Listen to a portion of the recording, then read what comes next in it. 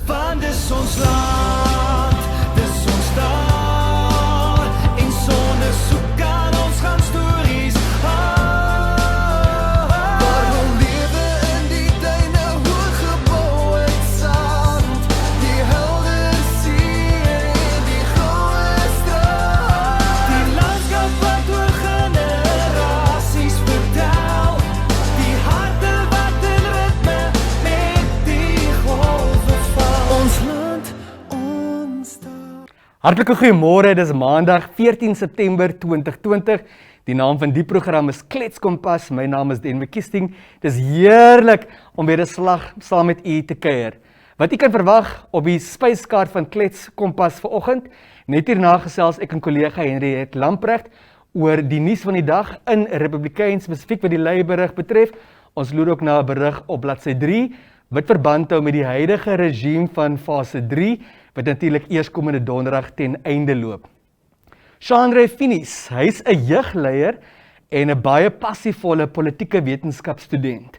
Hy kuier ook vandag saam met ons in die kletsstoel om te praat oor die rol van die jeug in politiek en ook 'n bietjie 'n vooruitskouing te gee oor wat se rol spesifiek die jeug kan vertolk met betrekking tot die plaaslike owerheid en streekraadsverkiesing wat geskeduleer is vir 25 November 2020. Bly gerus ingeskakel. Ons land, ons taal. Kollega Shaandre Lamprecht sluit vandag by my aan vir die nuusgesprek. Hallo Shaandre. Hallo Denver, dit is so lekker om jou in die oë te kan kyk. Dis inderdaad baie lekker. Dit voel soos eeue gelede. Ja, kan jy glo dit is vandag presies 6 maande terug wat ons eerste COVID-19 geval in die land aangemeld is. Dit voel so 6 jaar, nee. Ek onthou daai Saterdagoggend, maar dit voel nie so 6 maande gelede nie. Ja, dit voel langer, maar kyk, hier is ons nou en ons is terug by die werk. En ons is inderdaad nog COVID-19 vry. En ons is gesond, ja. Ons is baie dankbaar daarvoor. Baie. Ja.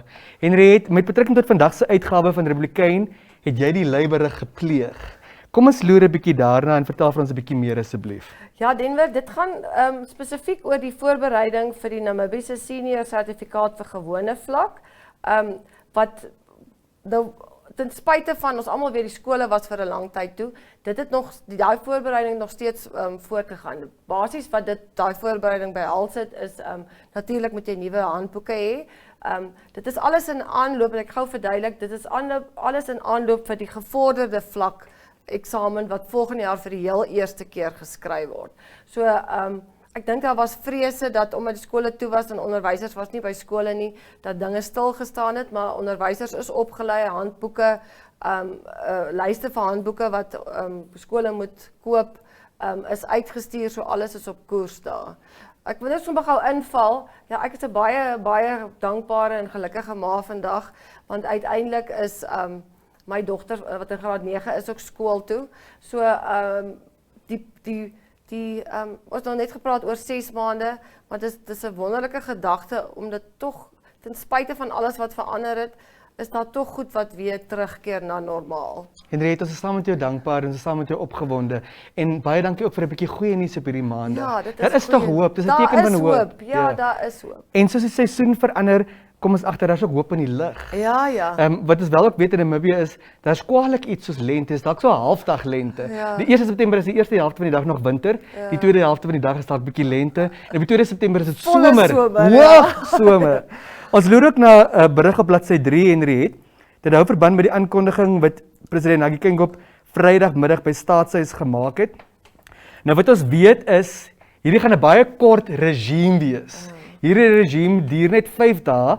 Dit het gisteroggend net na middernag afgeskop en dit duur tot eerskomende donderdag om middernag.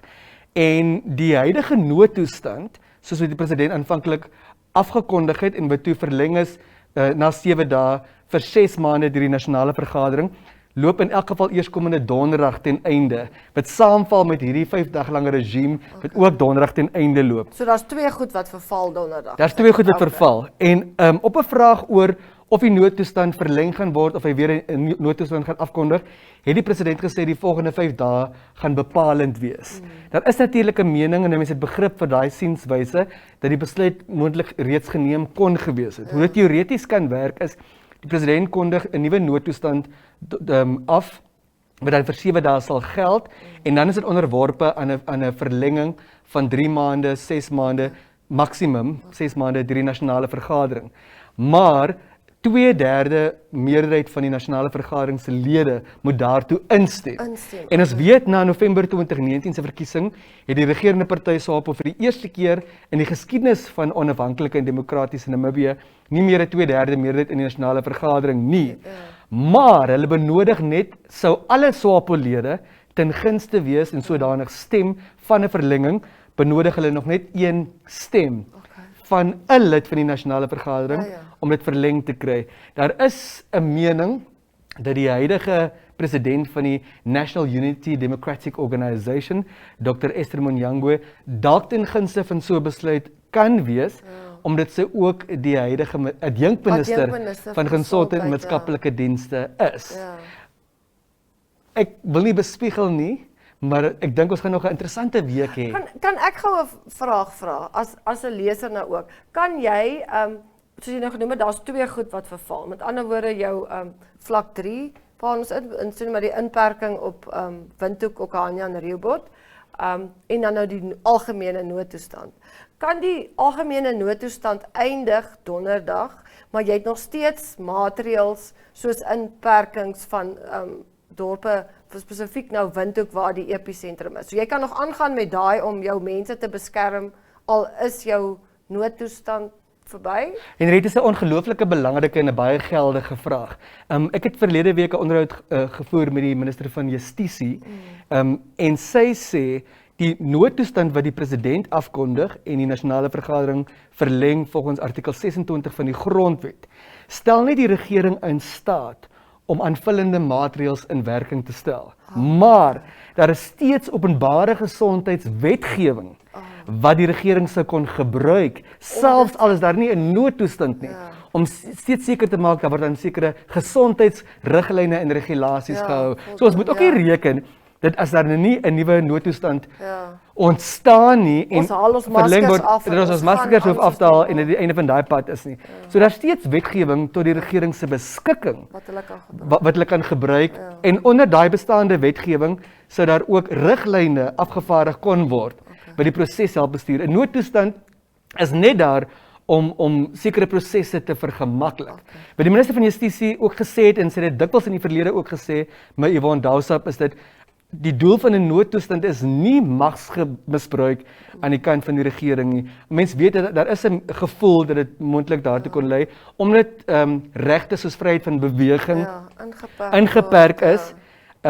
Maar hoe dit ook al sê, of daar 'n nuwe noodtoestand gaan geld vir 7 dae of vir volgende 6 maande of nie, daar is maatreëls, regtens in plek wat die regering se kon gebruik. Dis 'n interessante tyd en opwindende tyd om te leef en ek dink as 'n mens na jou individuele bydrae kan kyk, as dit my sending is om gesond te bly, as dit my sending is dat my geliefdes gesond moet bly, dan sal ek dit doen wat dit verg om dit te verseker. Doen elke ou net sy deel. Ja.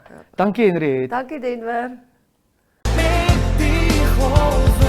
Ons land, ons taal. Die jeugleier en politieke wetenskapstudent Shaandre Finnies sluit vandag by ons aan om bietjie te praat oor die rol van die jeug in politiek in aanloop van die verkiesings later vanjaar. Goeiemôre Shaandre en baie welkom.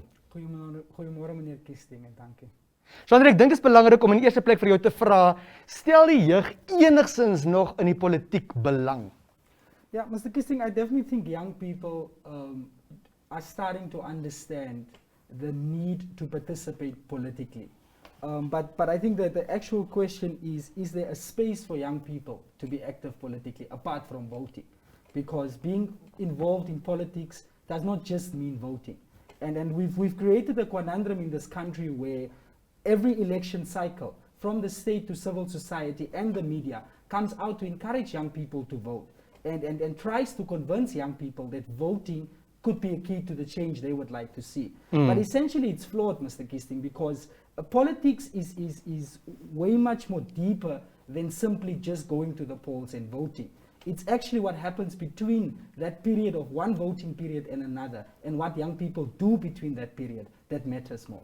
Jy raak nou 'n baie interessante punt aan, naamlik word jong mense dalk net gewerf vir hulle stem, of is daar regtig plek, is daar ruimte vir jong mense om aktief deel te neem? Is dit jou mening dat daar plek is, dat daar ruimte is, genoeg ruimte is vir jong mense in die politiek? I don't think at the moment there is enough space for young people. I mean, this is a conversation we've been having for the past 10 years about succession, about young people entering positions of power, both in the private sector and in politics. But Mr. Kisting, the problem is that even parties and the state and all its machinery does not make amends in between election cycles, right? So you don't have parties spending as much time and money to attract young people into party processes as well, instead of just the poll. Because that's truly where change happens. Because at the moment, any young person can go out and vote. But if a young person is not part and parcel of the policy formation of the different political entities in the country, then you have a choice to vote, but perhaps that choice does not truly represent you. Nou kom ons kyk bietjie na die rol wat jong mense kan speel. Wat 'n verskil kan jong mense in die politiek van die dag maak? Well, I think young people are energetic, young people are innovative. I think that we must move away from this idea that politics is only about governance and politics is only about grabbing political power and getting into positions of power to make change. But young people should really explore their generational mandate at the moment. And this generational mandate includes politics, but it includes the private sector. Mr. Kisting, for instance, how many young people are working under you as a journalist? How many young people do we have, truly young people, that are working as journalists and in every other sector in society? Because it doesn't help that we try and tell young people that the only way you can make a difference is to enter a political space. But the true way to make a difference in Namibia is if young people are strategically placed and are allowed spaces in every sector in Namibia so that they can truly coordinate to bring change. Wel, Shaandre, is een ding om te sê dat jong mense 'n plek gegeen behoort te word en moet kry en gegee moet word. Hoekom eis jong mense nie hulle plek op nie? Well, I think young people deserve that place as citizens of this republic. And fundamentally, because every country, in order to be able to move forward, at some point in time, the mantle must be given to young people. Of course, at a rate that is sustainable in that matter. And of course, there is this notion, right, that being young automatically qualifies a young person to be able to enter spaces. And I think we need to challenge that, because there has been such a blockage of young people entering these systems. There's been so much focus on just, you need to be young, and if you're young, run for elections. If you're young, apply for this. But we need to focus on also capacitating young people, because there's so much focus on getting them into spaces. But the question truly is, Mr. Kisting, can young people be effective in these positions should they get there tomorrow? And then the second question is, how do we make sure they are effective once they get there? Gaaf. Ek wil graag hê ons moet 'n bietjie kyk na die Namibiese huis. Wat is volgens jou mening die uitdagings, die probleme wat daar in die Namibiese huis op die oomblik is?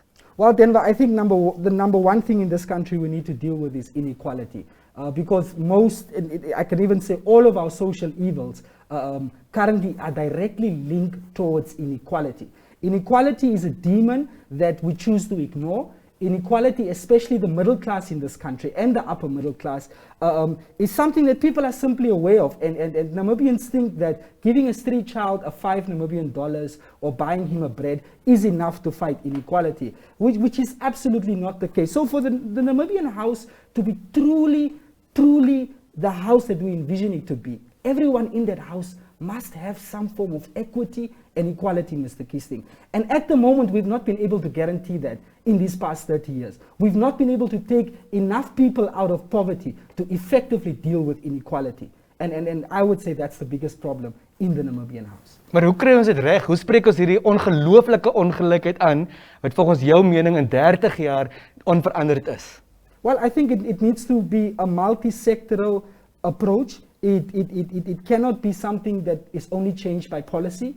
There needs to be a conversation with everyone around the table. Not a conversation of open-air pieces in the newspaper or interviews like this, but a conversation truly in our houses. What does it mean to be Namibian? What does it mean to share Namibia with a population that's under 3 million, with enough land, enough resources for all to be in it. And then thirdly, Denver, I think the only way we can truly deal with this is we need to deal with the bad apples in our society. There are bad apples in our society, and we seldom don't want to talk about it. And our society fundamentally produced these bad apples. There's a saying that every country gets the government it deserves. And I think that's true for Namibia as well. We've been complacent for the past 30 years. We've been complacent in just talking about building this house, but we've not actually done the work. Even you and me, Mr. Kisting, as individual Namibian citizens, how much are we truly contributing, apart from our immediate family and our immediate communities, to ensure that we tackle that inequality as well?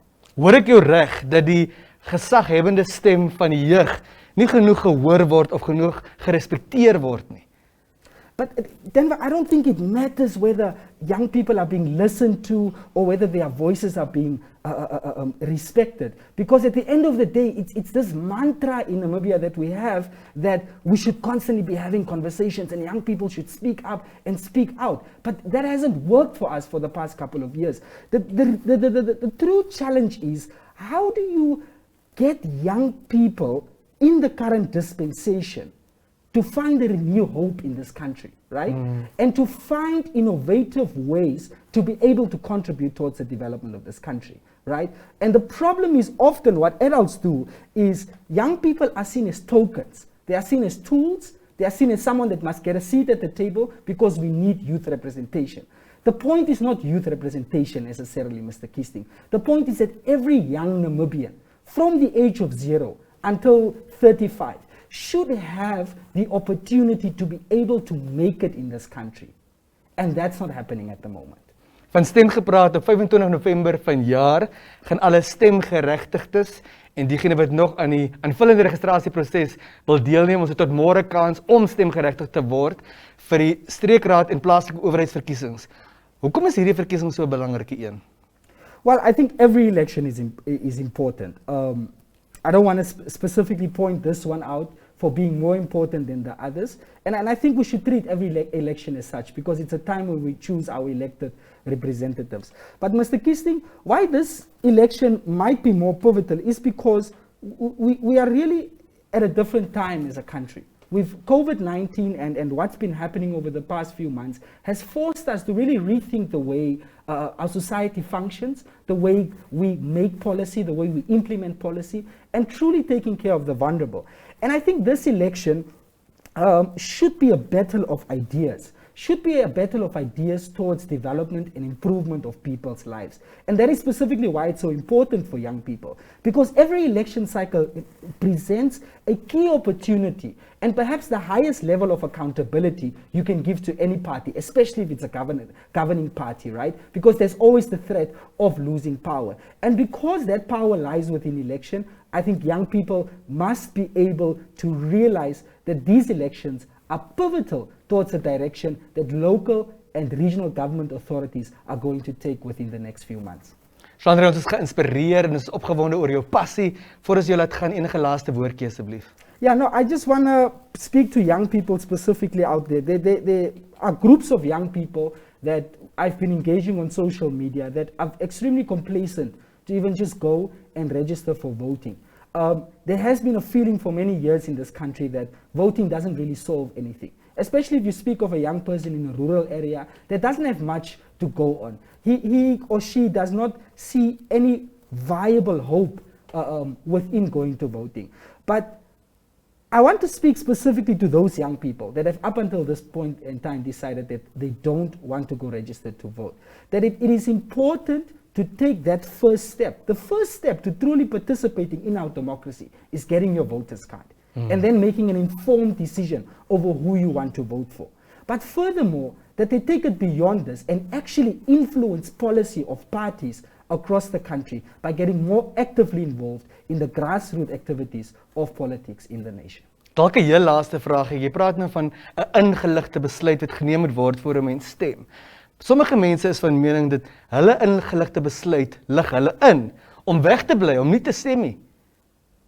Well, that could definitely be there, but that's why I'm saying, Mr. Kisting, we as young people cannot come every 4 years and try to excite each other about voting. what happens between those 4 years, how we influence the political movements in the country, whether you start a new one or whether you influence existing ones, so that political movements can reflect the aspirations of every young Namibian. And only when a political movement is able to reflect the aspirations of young Namibians, can you truly get them to make an informed decision, can you truly get them to go out to the polls. But if all the political entities, which could be the case at the moment, do not necessarily represent the interest of young people, it's going to be hard to get them out to vote. Vreeslik baie dankie vir jou tyd en sterkte. Thank you very much, Mr. Kisting. Dit was Shaandre Finnies, jeugleier en politieke wetenskapstudent, wat met ons gepraat het oor die belangrikheid van die jeugstem en hoe komende verkiesings op die 25 November veral so belangrik is. So indien jy nog nie geregistreer het nie, die aanvullende registrasieproses is tot môre aand. Dit is natuurlik die 15 September 2020. Met die golwe van ons land ontstaan. Voor ons groet, onthou asseblief, ons gee elke dag in Kletskompas se vakansie afslagbewys ter waarde van $1000 Namibiese weg in aanloop na die Namibia Toerisme Expo wat van 4 tot 7 November vanjaar gaan plaasvind. Hoe kan u wen? Beantwoord die vraag wat vervolgens op u skerm verskyn. Beantwoord die vraag wat vervolgens op die skerm gaan verskyn. Vandag se vraag is: wat is Namibië se nasionale plant? Wat is die naam van Namibië se nasionale plant? Onthou asseblief ook, jy moet ouer as 18 wees en net 1 afslagbewys per persoon word toegelaat. Dis dan wat betref Kletskompas op hierdie maandag 14 September 2020. Ek hoop dis nie 'n blou maandag vir u nie. Tot môre dan, groetnis.